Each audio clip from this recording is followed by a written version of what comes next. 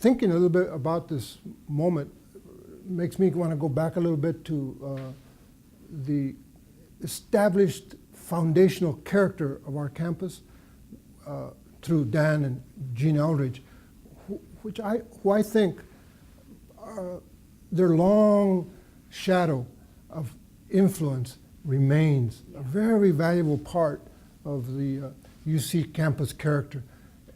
Rooted in this was this collaboration ability to work with faculty, administrators, and students.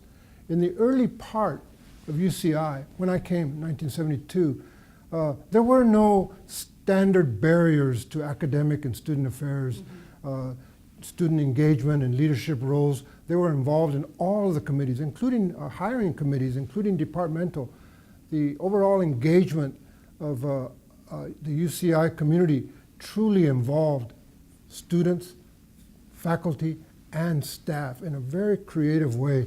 And this was established in part by Dan Eldredge, Chancellor Dan, as he was known. And I want to share a story which was echoing. It didn't occur when I was here, but it had happened in 1968. But it's almost an apocryphal story. It almost takes on mythical dimensions. But in 1967 or 68, Dan Eldredge was known for loving nature. He was also an extremely competitive person. He threw the javelin in senior Olympics. He was still a very competitive person, but he also loved cooperation and nature. And he planted, literally selected many of the trees that were planted in the central park of the young campus, as well as many other cherry clusters of trees and beautiful trees all over. He loved trees. I did too.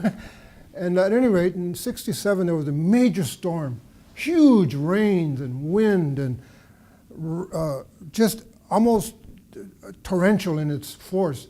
And in the middle of the night, the students ran out of their dorms to protect the seedlings. The trees were just twigs at that time. They had just been planted, and they clustered and sheltered the trees into the morning to make sure that they would not be uprooted. This, to me, story, which I did not live but was echoing when I arrived in 1972, reveals dimensions of the spirit of student leaders, love for nature, student leaders for cooperating, and the overall nature of the campus as it was evolving and developing under its leaders. And there's no doubt that Dan and Gene Eldredge have left an extraordinary, lasting imprint on the overall value and direction of this campus that lives to this day. And of course, Central Park is now Eldredge Park. Right, right. Carries his name.